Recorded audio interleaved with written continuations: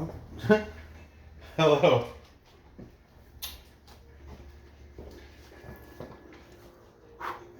Welcome to another edition of Capper Comparison Picks. I'm Ranch, and today I'll be giving you the Capper Comparison Picks for some more prelim fights. I think they're more prelim fights. I don't know. Be sure to check out the video I did yesterday where I cover 4 prelim fights.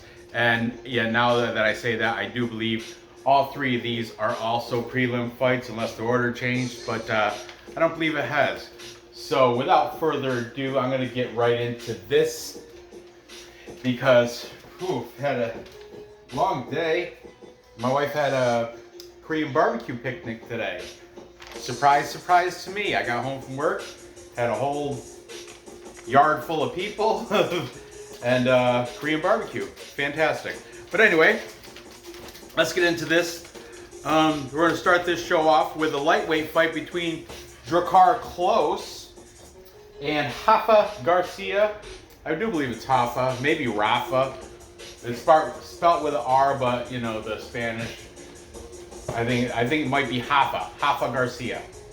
But Drakkar Klose comes in a 2-1 favorite, 12-2-1. I just got these odds off of Bet Online prior to recording this video, so they should be fresh as of today, this Tuesday.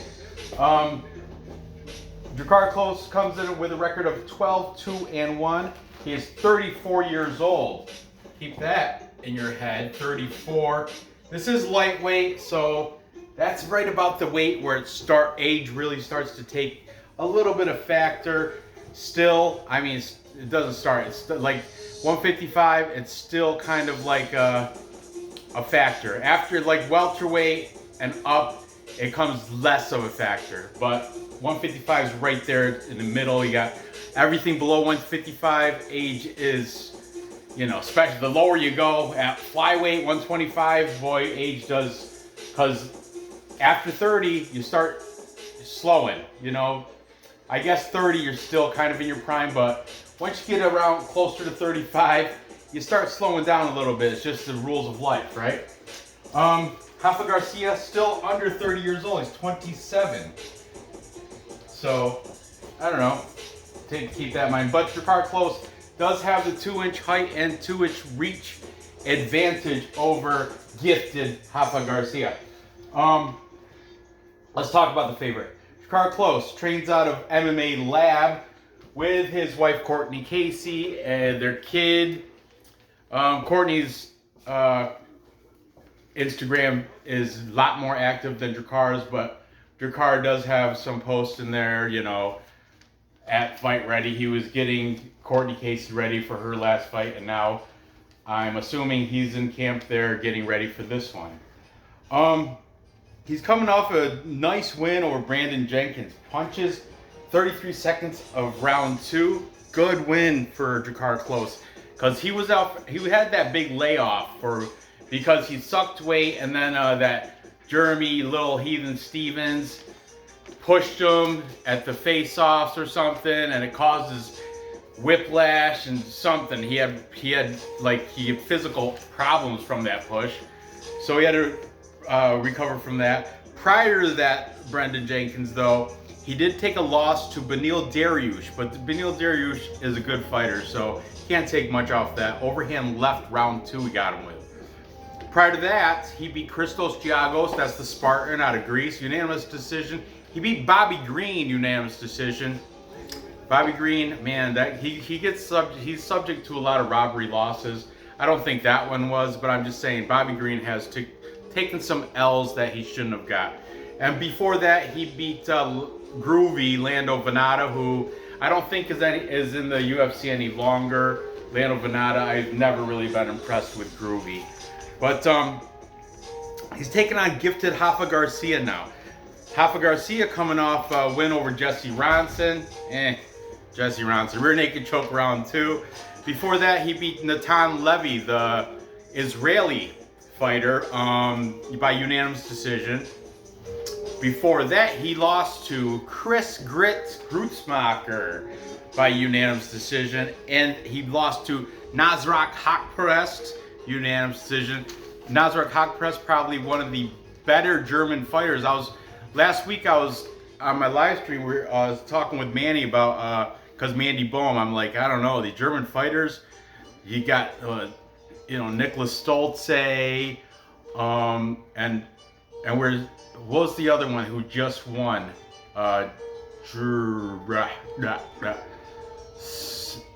Man, it's right there at the tip of my tongue. Can't think of it, but I forgot that Nasrat Haqparast is also German.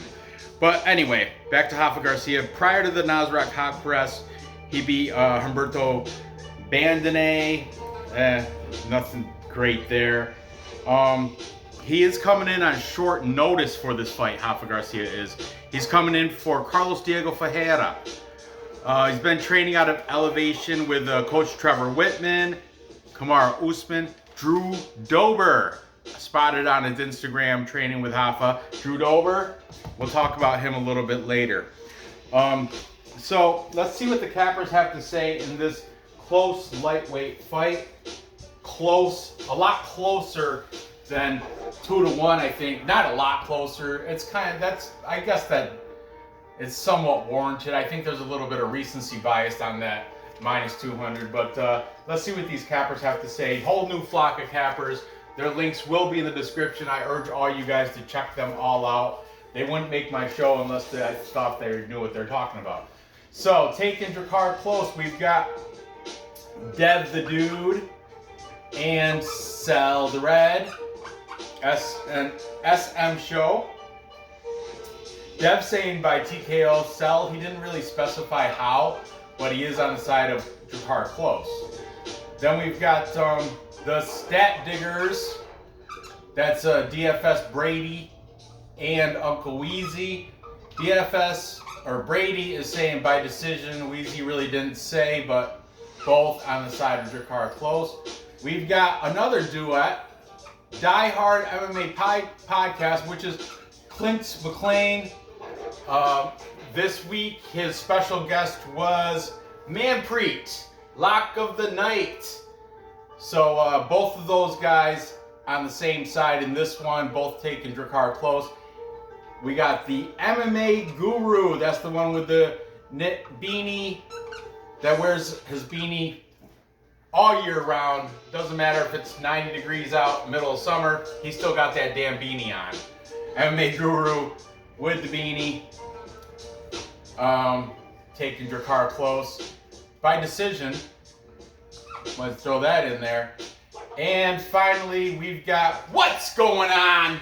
Bleed MMA, but Bleed being the contrarian picker, and he's doing that a lot. I noticed on this card, he's taking a bunch of underdogs. I think that's good. I do love when guys take the underdog. Bleed MMA is on the side of Gifted Rafa Garcia. God bless you, Bleed. Bleed coming on back-to-back fantastic winning weekends, won all his Patreon bets, back-to-back weeks, both this past weekend and the weekend before. Flawless with his Patreon. Thankfully, I'm a member of his Patreon. I'm not very active, I don't comment or anything, but I do check it out when I'm making my, if I'm on the fence about something, I check out Patreons. I'm a member of probably 5 different Patreons, and Bleed happens to be one of them. Okay, man, I really want to take Rafa Gifted Garcia, but I just can't. I guess you can call it recency bias as well. I was just very impressed with Drakkar Klose.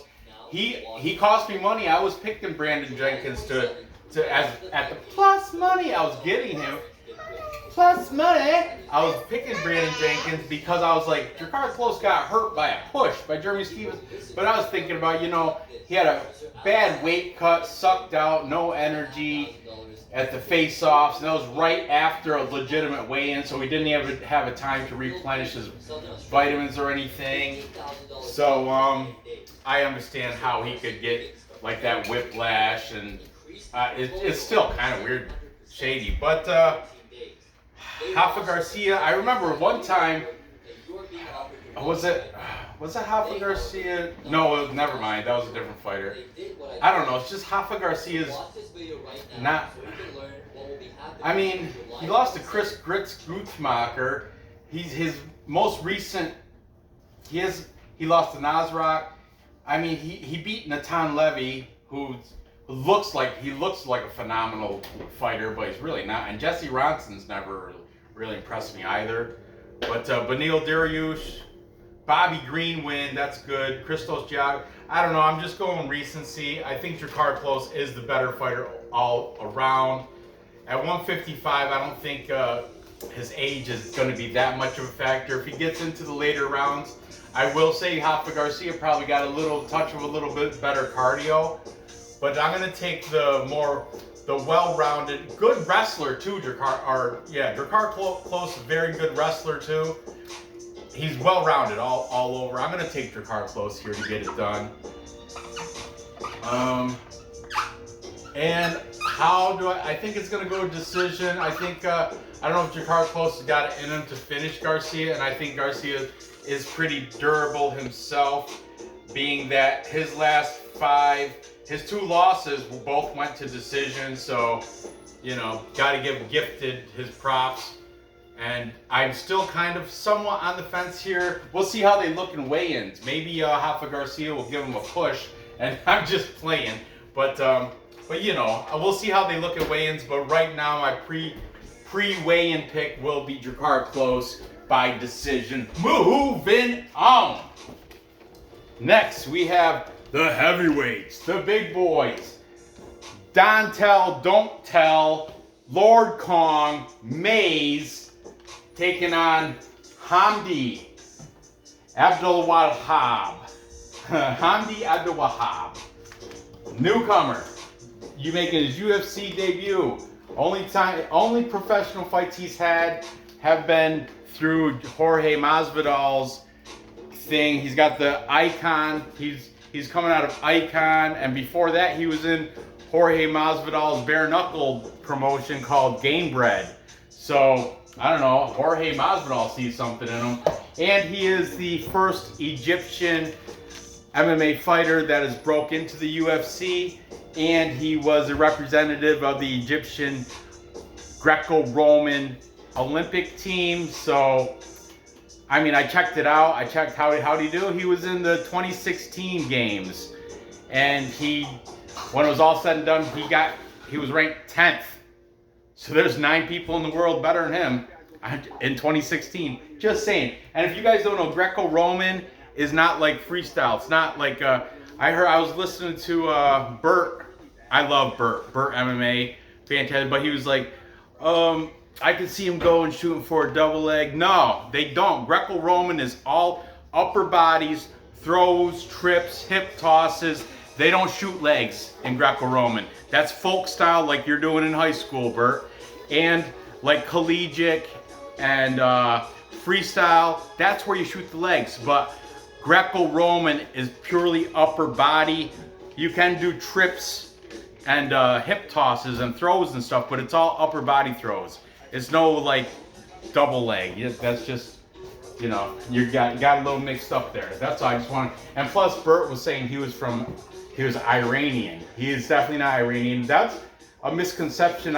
Even Bleed said it was a misconception. Other people have said he's Egyptian. Egypt, Cairo, the pyramids, the pharaohs. You know, all Egypt, not Iran. Same part of the world, but totally different countries. Okay. Anyway, let's talk about the favorite, Dontel Mays. He's 9-4, minus 170 favorite coming in here against the debutant that's 3-0, undefeated, plus 145. We're going to talk about Dontel. Lord Kong has a 4-inch height and 8-inch reach advantage over Hamdy Abdelwahab. And he's only 1 year older. Oh, I almost did it with the paint. You don't want that. 30 years old for Dontel, or Lord Kong. 29 for the Hammer, Hamdy. Hamdy the Hammer. Okay, Dontel Mays. He's coming out of Jackson Wink. I seen him on Instagram with Mike Winklejohn.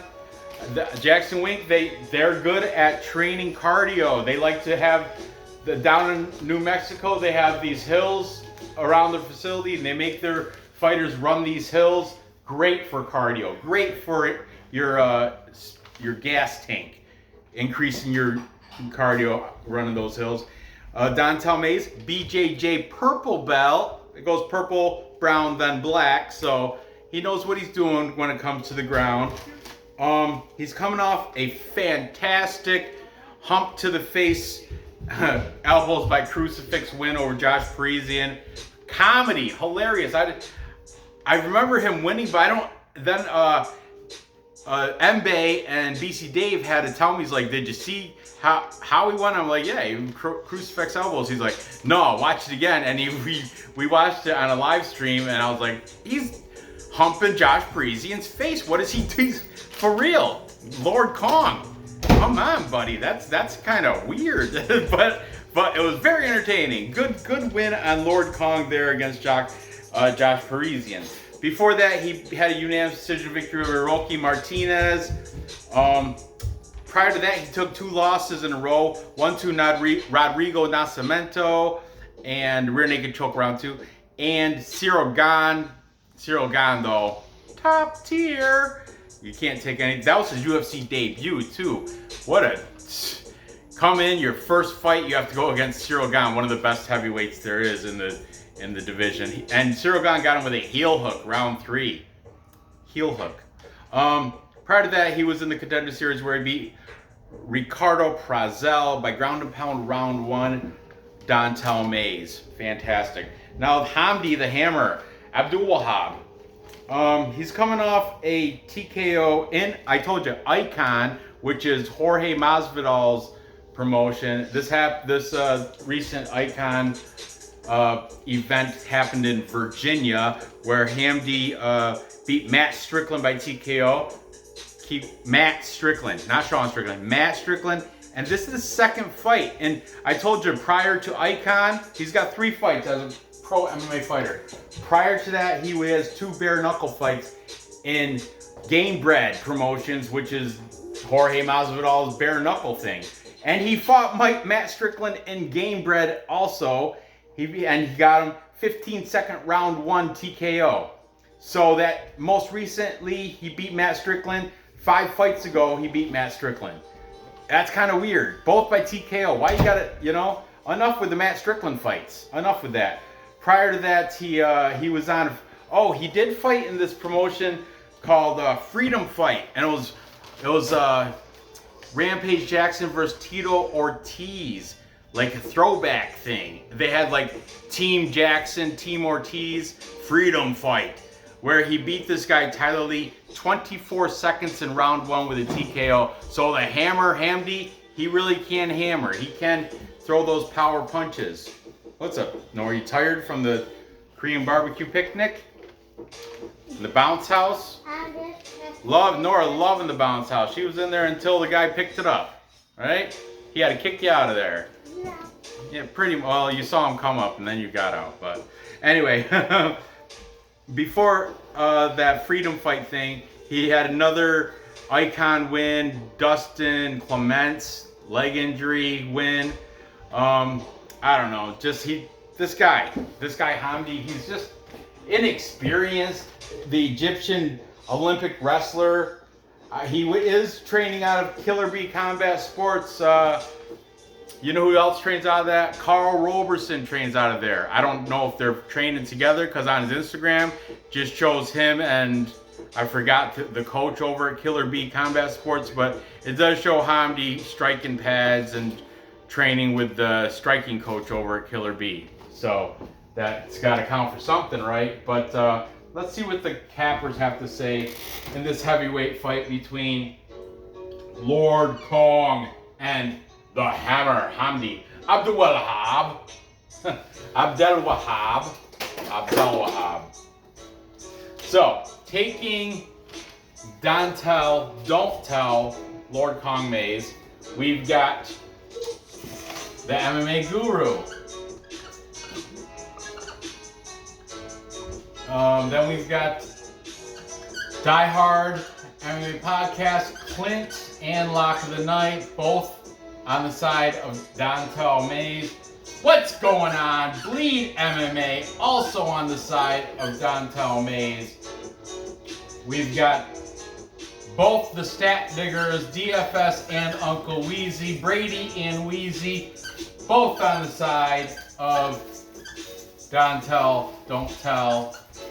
I like the one that was Don't Tell, but I like Lord Kong too. That sounds more vicious. Don't Tell sounds like snitches get stitches type of Don't Tell. Nah. No snitching. And finally we've got Sell the Red from the SM show, because his other guy that he watches, he does the breakdowns with, Dev the Dude, is a contrarian picker. Dev the Dude won. I don't know what's up with the one, but Dev the Dude won. And he is saying by TKO. I suppose that's live. The dude, Abdelwahab, the Hammer, I mean, he is knocking people out in less than a minute. He beat that Matt Strickland 15 seconds round one in bare knuckle. He beat a guy named Conor McKenna, not McGregor. Conor McKenna, ground and pound, 33 seconds, round one. That's also in the bare knuckle Game Bread promotion. And he has a Tyler Lee TKO, 24 seconds, round one. That was in that Rampage versus Team Ortiz freedom fight. Red, white, and blue, brother. And then, so the dude is knocking people out and doing it fast. The Olympic wrestling, it hasn't even come into play. And like I said, yeah, he made it to the Olympics in 2016, represented Egypt in Greco-Roman wrestling, but he didn't medal. He just made the team, went over there and got 10th in the tournament. 10th. Just saying. I know it's an accomplishment just to make the Olympic team, but I mean, he's the best in his weight class at Greco-Roman. Throws upper body stuff out of Egypt for whatever that's worth, just saying. But Hamdy, the people that he has beat, they're nobody I know. Matt Strickland, I've never heard of that guy. He beat him twice in the last 5 fights. Tell me about padded records, right? Anyway, if you by the tone of my voice and my breakdown, you can tell I'm going with Dontel, Lord Kong Mays. By the way, in my Capper comparison unranked contender contest that I'm having with BC Dave, Mbae, and Noah Allen and Real News MMA from the chat, team chat, Mbae, Dave, and me, we're in a contest. Unranked contenders, if they break into the top 15, you get points. Dontel Mays is on my team for my heavyweights. He happens to be one of my heavyweights in that contest, so I was kind of favoring that side anyway. But this should be a pretty easy win for Dontel Mays, and I think he's going to get it done within distance. We're going to say, I mean, this guy, I guess he's got a puncher's chance. He likes knocking people out in less than a minute, but I think Dontel Mays is smart enough, he got good enough, and I was super impressed against Josh Parisian. And Rocky Martinez is a boxer too, and he managed to beat him as well. So Dontel Mays, I think, is gonna later in the rounds, like end of second, maybe third round, when this guy is starting to gas. I'm assuming he's gonna gas because he's like short, stocky, full of muscle. He's maxing out. The weight is like 265. And Dontel Mays has got 8-inch reach advantage and a 4-inch height advantage. Unbelievable. And Dontel Mays is a big boy too. He's gonna be bigger all the way. I gotta take Dontel for sure, and I think he's gonna get it done. I don't know, maybe he'll submit the dude. I don't know. I don't know if it's going to be submission. I'm just going to say, oh, finally this marker died. Interesting.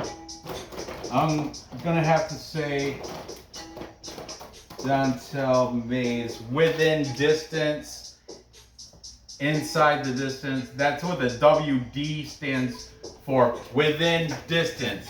I could have put ID inside, ITD inside the distance. You only do that inside the distance, because that's what the, I think, official term is if you're gambling. ITD, inside the distance for Dontel Mays, sub, or you can bet it on Bet Online. You can bet winner to fight within inside the distance, winner to win inside the distance, and it's gonna, hopefully it'll make it a plus number. It might not though, but hopefully it will.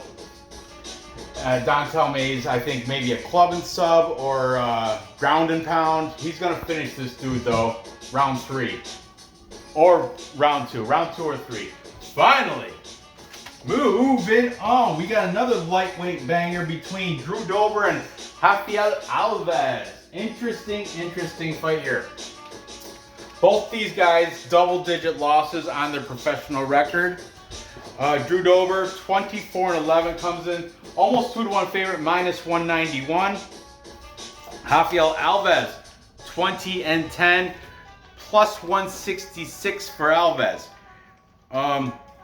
And boy, this is gonna be a coin flip. This is such an even fight. Even, I mean, the fence is right here. I'm scratching my taint on the fence. I don't know which way to side, which way to fall. I swear, I'm right there on the fence. I don't know. Should I go Alves? Should I go Dober? I don't know. We're gonna figure it out though before I get done with this show. So, Drew Dober, 33 years old. Rafael Alves, 31 years old. Drew Dober, training out of Elevation, as I mentioned. He's been on his Instagram. I think he shows them training. He shows like a bunch of people up there all sweaty post-training picture.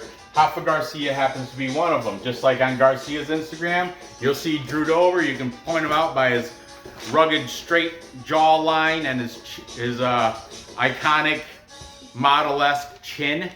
Perfectly symmetrical face. So he's a handsome fella, Drew Dober. Very nice chin on the guy. He's got the 2-inch reach advantage. These guys are the same height. Drew Dober's coming off a great win over Terrence McKinney. I picked Terrence McKinney. I put money on him. And Drew Dober took him out round 1. Knees to ground strikes. Good on Drew Dober. I was heartbroken. I'm like, oh, there goes that parlay. But anyway, moving on. He did take, before that, took a loss to Brad Riddell.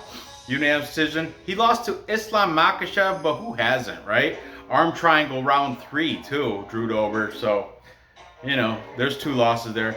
Prior to that though, he beat Alexander the Great Hernandez by punches round 2. Good looking win for Drew Dober. And he beat Nasrat Haqparast, the German fighter I was speaking about earlier, ground and pound round 1. Now, Rafael Alves, let's talk about his last 5. Most recently, beat Mark Diakase. Mark Diakase coming off that London victory, but he was a pretty heavy favorite. All those Brits were. But he got Rafael Alves beat Mark Diakase with a guillotine round 1. But I'm just saying that I don't want to get into the British fighters aren't really known for their grappling and wrestling. Just saying, just putting that out there. So he caught Mark Diakase, guillotine round 1. Before that, he had his UFC debut where he lost to Damir Ismagulov. I love Damir Ismagulov. I think he's top tier, top shelf peanut butter, that guy. Got to reach up high to pull him off. I think he's fantastic, Damir Ismagulov. Fantastic fighter. Before that, he was in the Contender Series where he beat Alejandro Flores. Guillotine round 2. Rafael Alves loves that guillotine. Before the Contender Series, he was in Titan FC, where he beat Philippe Douglas, TKO round 2, and he beat Bibet Guilo, or no, Bibet Nazarov. Sorry, Bibet Nazarov by guillotine in round 3. Like I've already mentioned, loves catching that guillotine. In his last 5, he's got 3 wins by guillotine, and that 1 win by TKO. His only loss in his last 5 was to Damir Ismagulov in his UFC debut. So good looking for Rafael Alves, training out of MMA Masters. That's Colby Covington's place where he trains down in Miami, Florida. And Rafael Alves I remember he had that before, who was it? William Knight has the biggest weight miss on you know, during a weigh-ins. Biggest weight miss now, I think, is William Knight. But before that, it was Rafael Alves. He was trying to make like 145, and he came in at 158. Missed it by a whole weight class. But I think William Knight beat him. But I think William Knight missed his weight class by 15 pounds, where Alves missed his by 13 pounds, something like that. It was something very close, but both of them came in wicked fat. Rafael Alves, he cried. He cried when he missed weight, because it was embarrassing. Yeah, the fight had to be canceled because it's poor showing. That is not professional. But now he's at 155, which he should be able to make. I mean, you would imagine so. And man, I'm still tight, but let's see what the cappers have to say in this one. Maybe I'll determine who I'm going to pick after I fill out the cappers. Okay, taking the favorite first and Drew Dober. We've got Stat Diggers, both of them, Brady and Uncle Weezy. Uncle Weezy said no bet for him, no bet, but he will side with Drew Dober, but he's not confident. He's staying away from this. 1-800-GAMBLER. They love to do that. 1-800-GAMBLER. Not this guy. I bet them all. I bet them all. But Brady is definitely on the side of Dober. He's not questioning it. Then we've got taking Rafael Alves. We've got Bleed. Bleed. I told you. Bleed all over the lot of underdogs on this card, taking a ton of underdogs. Here he took Garcia, and if you watch, go definitely click that link in the description. Watch Bleed. He's taken a lot more than just what I'm portraying here. He's got him throughout the card, underdog picks, and he's been hitting really good. Kind of got a super big head from it, but rightfully so. Bleed is the man. He's been nailing them. Is it a surprise? Not a surprise to me. That's what he says, something like that. But anyway, Bleed is on the side of Rafael Alves. Then we got the MMA Guru taking Drew Dober. He says Dober should be able to get the decision victory here over Alves. Then we've got Die Hard. It's only lock of the night though, because Manpreet, lock of the night, because Clint did not have a pick. He did not, no choice, no pick on the money line. I think he did say he is going with the violence bet here. He doesn't think it's gonna, and the violence is what the bookies are picking too. Under 2.5 round is -160. You think it's gonna go to decision, +130 for you. But that's what Clint is taking the violence here, but he is not comfortable taking a money line, picking a side either way. So, interesting. Then we're left with Dev and Cell. What are they doing? Of course, they're split. They're in disagreement here. Cell the Red is on the side of Drew Dober, and Dev the Dude is on the side of Rafael Alves, and he thinks Rafael Alves will get the submission. So I can't even take the capper majority. But if you really want to count individual cappers, the thing is, stat diggers, Wheezy said no bet. So Wheezy's kind of like in the same boat as Clint. He's not taking a side. So I can't even go that route. I was going to say stat diggers counts as 2. Diehard MMA podcast, it's only lock of the night. Over here, it's only DFS. So we got 3-3. Tie. It's a tie.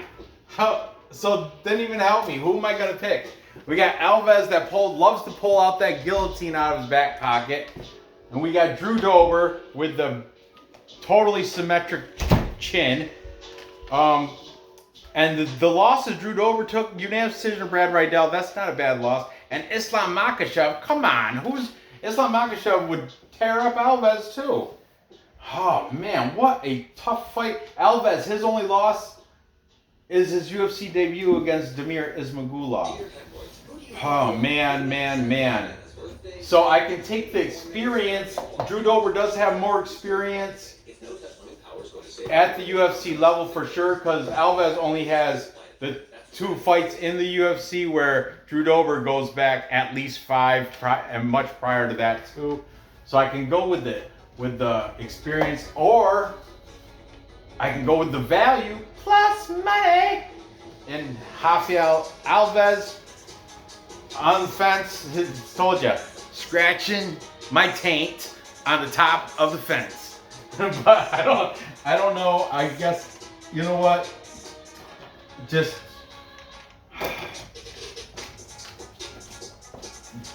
I'm gonna have to go with. Oh man, I'm gonna have to go with the value. I'm a plus money junkie. Plus money. I'm gonna take that plus 166 there. I gotta change my marker again. That's 2 pink markers that died on me. I'm gonna switch to red. So I'm gonna take do I have another pink? I don't, but it is what it is. So I'm gonna have to take I use orange. Rafael Alves because of the value plus money, but I'm not confident with it at all. I'm gonna take him to get it done. You know what? Dev saying besub, and I can see that. 3 of his last fights, he catches that guillotine. Drew Dober, I know he's probably got the better cardio because he's training at elevation with Trevor Whitman, and elevation's at a higher altitude, so the oxygen level's up there. So most of the fighters out of elevation have better cardio, and Alves had that huge weight miss. So his, I don't know, but you would imagine his training isn't up to par with Dober's, but Alves has that back pocket, that guillotine that he can pull out at any time. So I'm gonna say, and it doesn't matter how good your cardio is if you're getting choked. If he's cutting off your airwaves or your carotid arteries, you're gonna tap or pass out. So I'm gonna say Alves will get the submission. This, like I said, this is a kind of a quick preliminary. This is subject to change after seeing the weigh-ins and discussing it on my live stream Friday night with Manny. BC Dave, I think he's got his laptop back. I think he did send me a message saying that I got my motherboard back or something, so he should be able to tune in this Friday. I'm looking forward to that. I've been missing Dave and his stats. Dave's always throwing up stats, which I don't. So anyway, maybe after he shows me some statistics, when he shows me some striking stats, takedown stats, and all that good shit, then I will. Sorry, Nora, I forgot you were sitting there. I might flip my pick on Dober, depending, but right now I'm gonna go with plus money. So there you have it. To recap. Time check. Thank you. Time check indeed, and I'm right at the 40-minute mark, just about. So to recap, I'm taking Drakkar Klose in a close fight over Rafa Garcia by decision. Split decision, probably. Rafa Garcia might win round 2 or 3. But I think Klose will edge him out 2 rounds to 1. Then I'm going to take Dontel Mays, my most confident pick, probably on the entire card, over this guy, Abdelwahab, Hamdy, the Hammer. He hasn't shown me anything. Out of one fight promotion, out of the Jorge Masvidal icon, and then out of the Great Game Bred. Just because Jorge Masvidal sees something in him doesn't mean I do. Ranked 10th out of Egypt in the Olympics. Whatever. Anyway, Dontel Mays, I'm all over that. This should be a minus 200 or better, I think.